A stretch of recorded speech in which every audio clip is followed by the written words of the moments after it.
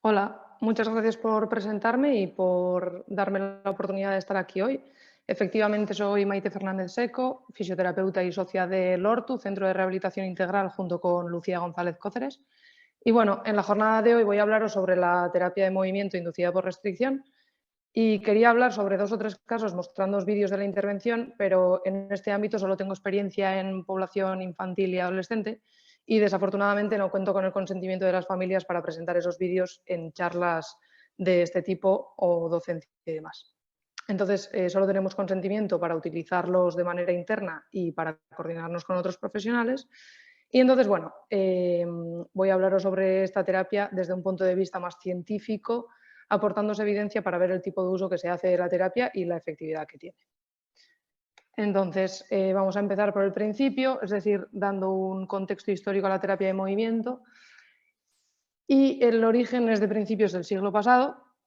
En un estudio llevado a cabo por Franz Schäfer y sus colaboradores en 1915, se describe la investigación que se hizo con monos. En el estudio se relata cómo se causaba una lesión cerebral con una hemiplegia total a algunos monos y se les ponía a convivir con otros monos para ver lo que hacía que se recuperaran.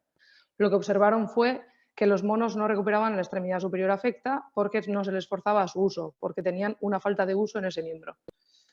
En 1917, Franz Schäfer realizó un segundo estudio con Robert Ogden y en dicho estudio se relata cómo se les producía una heminegligencia por ablación del córtex motor contralateral a los monos y restringían el uso del lado sano, obligando a los monos a realizar actividades como caminar, escalar, comer, etc., con ese lado afecto. De esa forma, observaron cómo en 3 semanas el mono tuvo una recuperación completa y demostraron que la mejor recuperación, que incluía la extensión de muñeca y dedos y la motricidad fina de la mano, ocurría cuando la restricción del brazo sano se combinaba con ejercicios. Años después, en 1963, Edward Taub realizó un estudio en el que se privó a los monos de la información somatosensorial y se observó que al no sentir no movían. Y en 1977, Taub también realizó otro estudio que fue más grande y con monos de diferentes edades para ver el pronóstico, los cambios en la corteza tras la recuperación motora, etcétera, pero nunca se terminó porque el estudio fue cancelado por la metodología usada con los animales. Todos estos artículos fueron los precursores de los estudios de restricción, como el que llevaron a cabo Wishaw y Kolb en 1988, con el uso de un brazalete restrictivo en una extremidad de sus estudios con animales.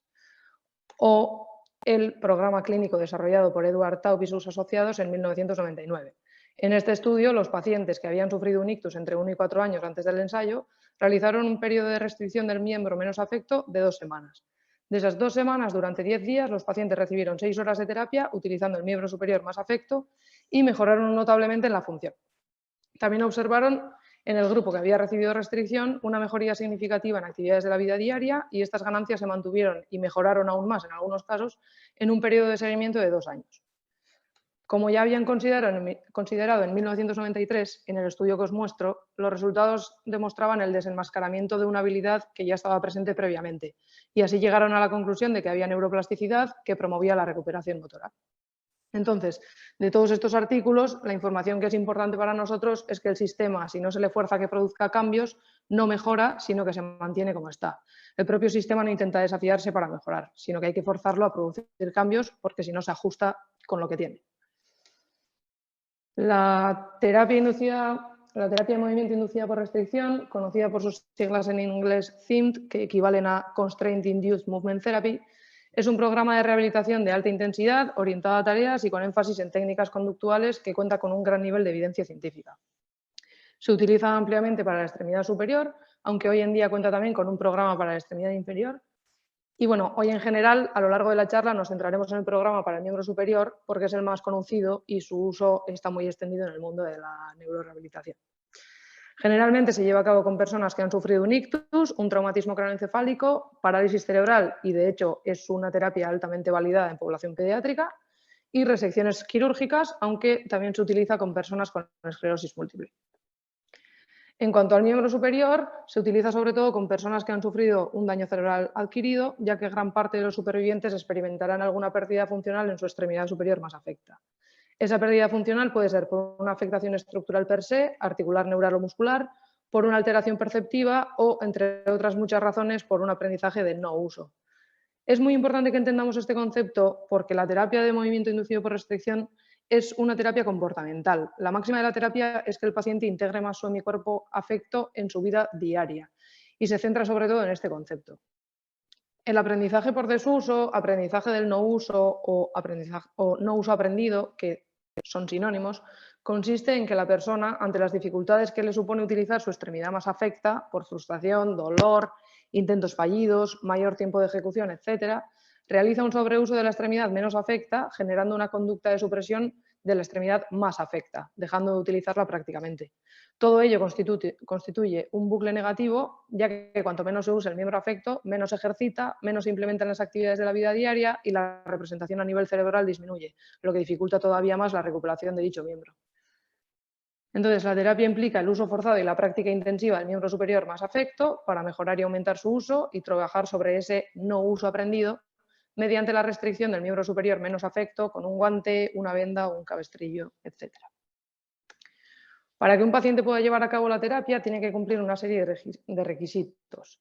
Hay que administrarle el Motor Activity Log, que veis en la imagen. Es una entrevista estructurada que examina cuánto y cómo de bien usa el participante su miembro superior más afecto en 30 actividades de la vida diaria. Va a ser la herramienta principal de valoración del paciente y se utilizará a lo largo de todo el programa de tratamiento. En la columna de la izquierda de la imagen veis la escala estándar y la de la derecha es la escala modificada para pacientes con gran afectación del miembro superior. En esa columna la mayoría de actividades que se proponen se cambian por otras más adecuadas para un nivel de funcionalidad menor. En el Motor Activity Log, cuánto y cómo son dos escalas de clasificación separadas. La escala completa se administra al hacer el cribado del paciente para ver si es candidato a realizar la terapia, en la evaluación inicial, durante el tratamiento, solo una vez por semana, al terminar el tratamiento y después para hacer un seguimiento a los 6, 12 y 24 meses. Por lo demás, durante el tratamiento solo se utiliza la escala de calidad, que es cómo de bien usa el paciente su miembro superior afecto, pero esa mitad de la escala hay que administrarla cada día durante la terapia, que eso es súper importante.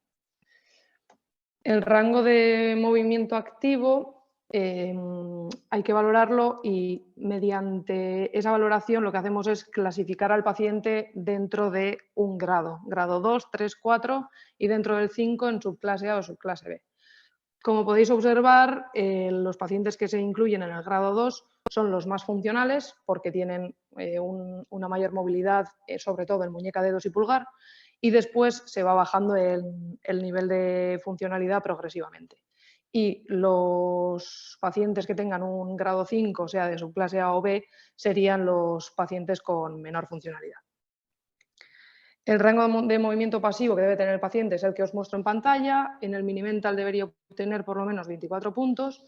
En cuanto al dolor, los potenciales participantes pueden ser excluidos si tienen dolor que pueda ser significativamente agravado por el protocolo o si el dolor interfiere significativamente con su capacidad para participar en el programa de tratamiento.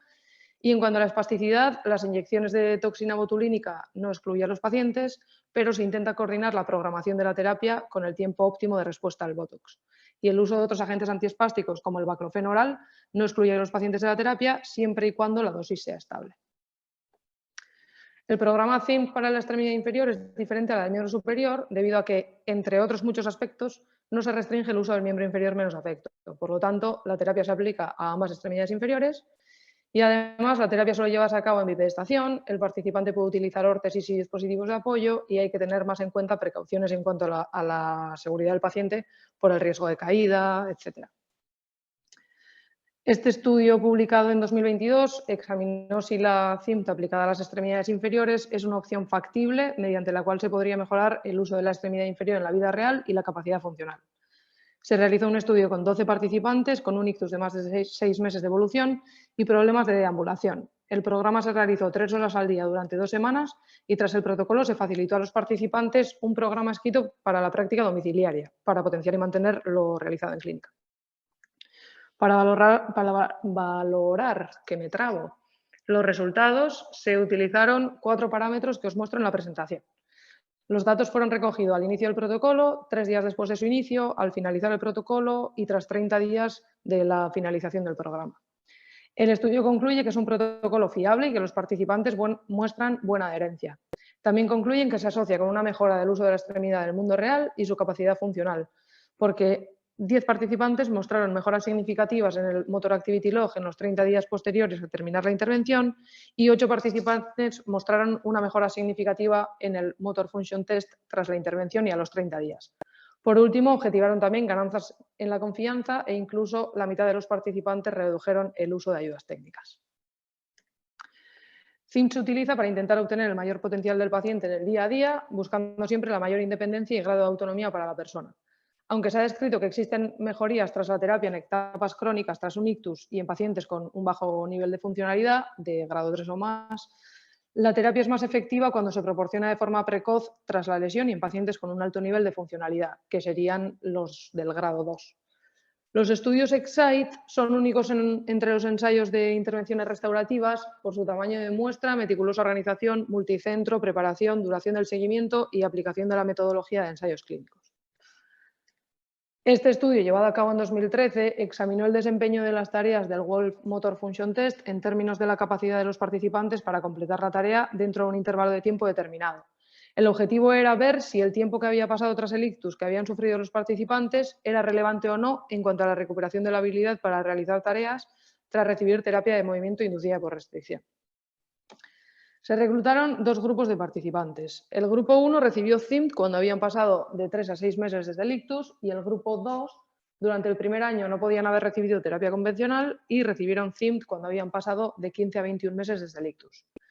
Todos recibieron CIMT durante 2 semanas y fueron evaluados al inicio, al terminar la terapia y 12 meses después. Y por último, se compararon los resultados del inicio con los obtenidos tras 12 meses. El grupo en obtener mejoras significativas fue el grupo 1, por lo que el estudio concluyó que recibir CIMT de forma temprana es necesaria para una readquisición y retención de tareas, especialmente aquellas que requieren habilidades motoras finas. Este estudio, publicado en 2008, examinó si las mejorías que presentaban los participantes de un programa de CIMT al terminar la intervención se mantenían hasta 1 y 2 años después. Se valoró a los pacientes con 3 escalas y el programa CIMT que se llevó a cabo con los participantes fue de 2 semanas. Al terminar, en las escalas Wolf Motor Activity Log, Wolf Motor y Motor Activity Log, en la mayoría de los casos la mejora desde el inicio fue significativa, mientras que la diferencia entre las puntuaciones a los 12 y 24 meses no lo fue, lo que demuestra que se mantuvo el beneficio de la CIMT. En cuanto a la Stroke Impact Scale, para los participantes de mayor funcionamiento, las mediciones fueron significativamente mayores a los 24 meses que a los 12 meses, y en cambio para el grupo de funcionamiento más bajo, la mayoría de dominios no mostraron una mejora significativa durante la fase posterior al entrenamiento en comparación con la valoración inicial, mientras que el dominio de participación social sí mostró una retención significativa. Por tanto, el estudio concluyó que los pacientes con deficiencias leves o moderadas tienen una mejora sustancial en el uso funcional de la extremidad superior parética y la calidad de vida después de una intervención CIMT de 2 semanas, por lo que esta intervención tiene beneficios persistentes. Pero, aunque hayamos visto esta evidencia, vamos a recalcar que puede obtenerse mejoría utilizando CIMT en pacientes con un bajo nivel de funcionalidad, que serían de un grado 5. Este artículo, publicado en 2018, tiene como objetivo valorar la eficacia de la CIMT en el tratamiento de la hemiparesia grave. Para ello fueron reclutados 21 adultos con un ictus de más de un año de evolución y con hemiparesia grave del miembro superior, es decir, de grado 5A o 5B. Los participantes se asignaron al azar en 3 grupos, uno que era el CIMT inmediato y otro que era el grupo control, que este a su vez se dividía en grupo placebo y grupo de atención habitual. El grupo CIMT inmediato recibió terapia CIMT y terapia convencional con ejercicios para mejorar el ROM, electroestimulación funcional dirigido por electromiografía y uso de órtesis para controlar el tono y facilitar el movimiento. Al igual que el grupo placebo, fueron intervenidos 6 horas al día durante 2 semanas y el grupo placebo solo recibió terapia convencional y el grupo asistencial habitual recibió su rehabilitación habitual los primeros 4 meses y fue después cuando se les aplicó CIMT durante 2 semanas, 3 horas y media al día. Como es habitual en pacientes con un bajo nivel de funcionalidad, a lo largo del estudio el protocolo CIMT estándar tuvo que modificarse para adaptarse a la terapia con pacientes con discapacidad grave. Para ello, prolongaron la duración del tratamiento de 2 a 3 semanas, redujeron el tiempo que los participantes usaban el guante de restricción porque lo necesitaban para utilizar productos de apoyo y añadieron práctica de tareas con simulaciones de actividades cotidianas, tanto unimanuales como bimanuales. Ejemplos de actividades bimanuales son, por ejemplo, que utilizaron el brazo más afecto para estabilizar un trozo de comida mientras se usaba el otro para cortarlo. Se realizaron evaluaciones antes y después del tratamiento en todos los grupos utilizando 4 escalas que os muestro en la presentación. Y después se hizo un seguimiento a través del Motor Activity Log semanalmente durante el primer mes posterior al tratamiento y después 6 meses y 1 año tras la intervención. En el Motor Activity Log y en la Canadian Occupational Performance Measure, la diferencia media de la mejoría entre los grupos antes y después del tratamiento fue estadísticamente significativa, teniendo el grupo CIMT inmediato ganancias muy grandes en relación con el grupo control. En el Wolf Motor, el grupo CIMT inmediato también tuvo grandes ganancias en relación con el grupo control. En el posttratamiento, concretamente una diferencia de 9,6 repeticiones por minuto. Aunque el grupo CIMT inmediato presentó diferencias mucho mayores que el grupo control en general, el grupo de atención habitual, que también había recibido CIMT, mostró mejorías. Y en el seguimiento posterior al tratamiento, los 2 grupos que habían recibido CIMT mantuvieron las ganancias realizadas en el Motor Activity Log. Los autores concluyeron que la CIMT produce una mejora importante, significativa y persistente en el uso diario del miembro superior más afecto en adultos con hemiparesia grave. El programa CIMT oficial es el de la Universidad de Alabama de Birmingham, que ha evolucionado mucho a lo largo del tiempo, sobre todo a nivel de duración. Comenzó siendo un programa de 6 horas al día, después pasó a ser de 4 horas al día y actualmente comprende 3 horas al día de terapia en clínica, que después se complementa con un paquete de actividades para casa para aumentar el tiempo de uso del miembro más afecto y que se generalice y aplique en el mundo real lo que se ha realizado en clínica. El programa en clínica se lleva a cabo durante 5 días a la semana, durante 2 o 3 semanas consecutivas, dependiendo del nivel de afectación del participante. Hay múltiples versiones modificadas del protocolo original en los que, entre otros aspectos, se reduce el tiempo de tratamiento y de tareas asignadas para casa. De hecho, en 2019 se publicó un estudio que describía los resultados de una encuesta que se había realizado online para investigar el conocimiento y la experiencia del personal sanitario en la utilización de protocolos CIMT a nivel internacional. Las encuestas completas fueron devueltas por 169 encuestados, 64,5 terapeutas ocupacionales, 34,3 fisios y 1,2 otros profesionales sanitarios. La mayoría de los encuestados procedían del Reino Unido, Australia y Dinamarca. La mayoría de los participantes afirmaron administrar CIMT de forma individual en lugar de en grupos y también admitieron usar con mayor frecuencia una versión modificada de CIMT con sesiones de 1 hora por día. Además, la mayoría de los encuestados dijeron utilizar la práctica intensiva graduada como un componente de su programa CIMT, pero solo el 43,2% informó que usaba una restricción durante la mayoría de las horas de vigilia y solo el 38,5% usaba un paquete de transferencia. Estos hallazgos sugirieron que CIMT se está utilizando a nivel mundial, pero no siempre con fidelidad a los ensayos y protocolos originales, por lo que las autoras concluyeron que era necesario proporcionar una variedad de estrategias a los terapeutas para mejorar su conocimiento y habilidades y así aumentar la frecuencia de uso y fidelidad del programa original. Para seguir hablando sobre protocolos modificados, la población en la que es más frecuente utilizar protocolos de este tipo es la población infantil. Y al hilo de esto, en 2020 se publicó un estudio en el que el objetivo era valorar la efectividad de la intervención con la CIMT modificada de baja intensidad tras 5 semanas de intervención. En una población con hemiplegia congénita moderada, con un nivel 1 de la Gross Motor Function Classification System y un nivel 2 de la Manual Classification System. Eran niños de entre 4 y 8 años de edad con un grado 2 en la valoración de CIMT. La intervención se realizó restringiendo la mano menos afecta con un guante o una venda durante 2 horas al día durante 5 semanas. Se llevó a cabo en el entorno natural de la familia y fueron los padres los que realizaron toda la terapia, que esto me parece muy curioso e importante. Los terapeutas enseñaron a los padres cómo hacerlo y todas las semanas se reunían de forma online para evaluar la ejecución de las actividades y realizar los ajustes necesarios. Se realizaron 4 valoraciones, una inicial antes de la intervención y después en las semanas 1, 2 y 5 de intervención. La evaluación se realizó por medio de 4 escalas que os muestro en pantalla y se valoró la calidad de movimiento del miembro superior, el uso espontáneo, la participación del miembro superior en actividades de la vida diaria, la posición articular, la función y fuerza de la prensión manual y la supinación y extensión de codo. Y también se valoraron varias actividades de la vida diaria, como el vestido-desvestido, abrocharse-desabrocharse, ponerse calcetines y zapatos, ponerse órtesis, etc. La calidad del movimiento aumentó en un 94% y la mayoría de los cambios se observaron al final de la intervención, lo que podría inducir que la intervención debería prolongarse. La extensión de cómodo aumentó un total de 21 grados y la supinación de antebrazo un total de 11,5 grados, observándose mejoras desde la primera semana. En la XUE, los cambios totales entre la valoración inicial y final fueron: en el uso espontáneo y la posición articular del brazo aumentaron en un 88%, la prensión mejoró en un 91% y en cuanto a la funcionalidad e integración del miembro afecto valorado en las diferentes actividades de la vida diaria, se puede decir que hubo cambios significativos en cuanto a vestirse en la parte inferior, ponerse los calcetines y en la higiene personal, pero no en el resto de actividades de la vida diaria exploradas. De esa forma, los autores sugirieron que en futuros estudios debería prolongarse la intervención para ver si los resultados seguían aumentando y que debería realizarse alguna otra valoración tras más tiempo de seguimiento. Finalmente concluyeron que una dosis baja, como es la de 50 horas de CIMT modificada, puede aumentar la funcionalidad de niños diagnosticados de hemiplegia congénita entre 4 y 8 años de edad con habilidad manual moderada. Volviendo al protocolo oficial, los 3 componentes principales para llevar a cabo un programa CIMT efectivo son, en clínica, una terapia intensiva repetitiva con entrenamiento orientado a la tarea, que comprende shaping y práctica de tareas, una restricción del miembro superior menos afecto solo en el programa del miembro superior, como hemos comentado antes, con una restricción con sujeción y cualquier método para recordar continuamente al participante que use el miembro superior más afecto. Y después, por último, una aplicación de un paquete de técnicas o estrategias conductuales que transfiere ganancias al entorno clínico del mundo real y mejora la adherencia al tratamiento.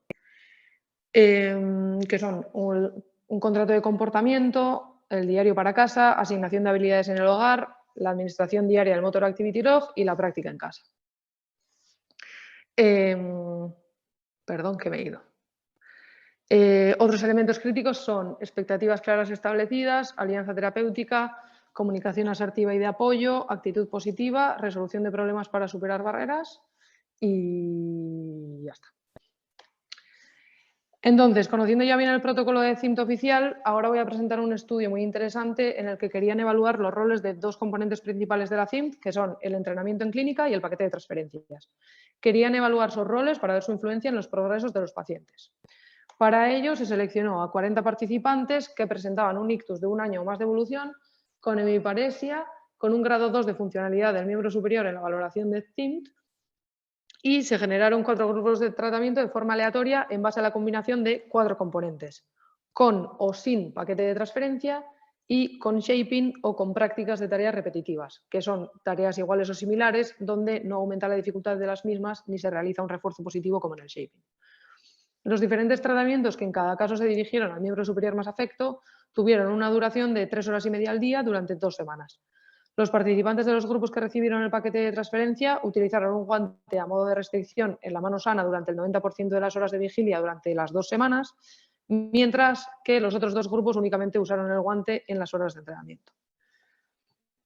El uso espontáneo del brazo más afectado en la vida diaria y la capacidad motora máxima de ese brazo en clínica se evaluaron con el Motor Activity Log y el Wolf Motor Function Test respectivamente, y se realizaron 3 valoraciones al inicio, tras 2 semanas de intervención y tras 1 año a modo de seguimiento para valorar los efectos a largo plazo.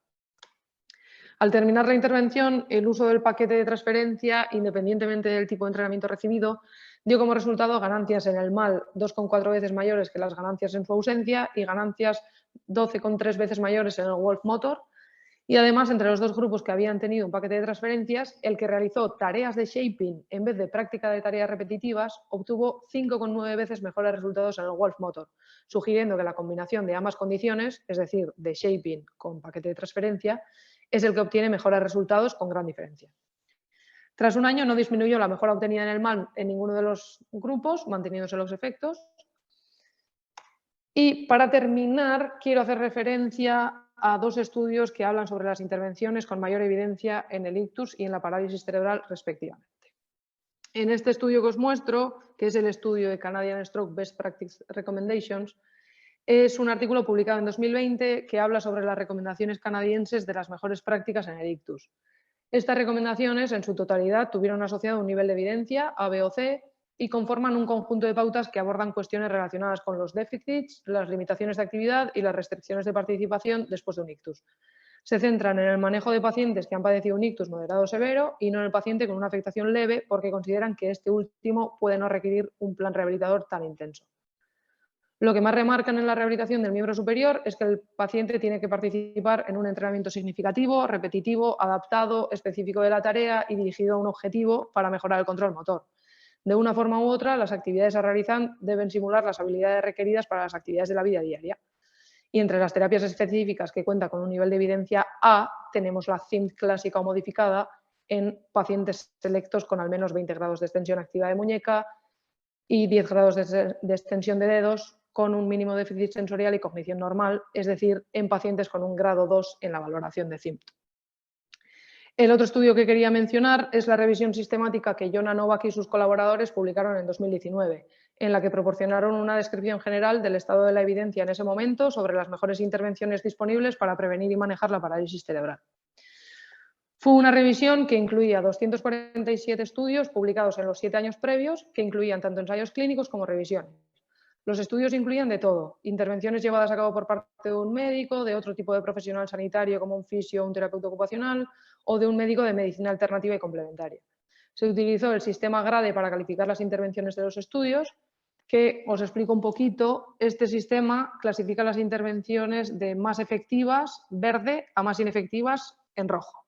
Y en base a eso se recomienda más o menos llevar a cabo la intervención en cuestión. De los estudios que se incluyeron, el 14% de los resultados evaluados obtuvieron luz verde, que indica do it, hazlo. El 66% obtuvieron luz amarilla con mayor efectividad, probably do it. El 17% obtuvieron luz amarilla con menor efectividad, probably don't do it. Y el 3% obtuvieron luz roja mostrándose inefectivas, evidentemente don't do it.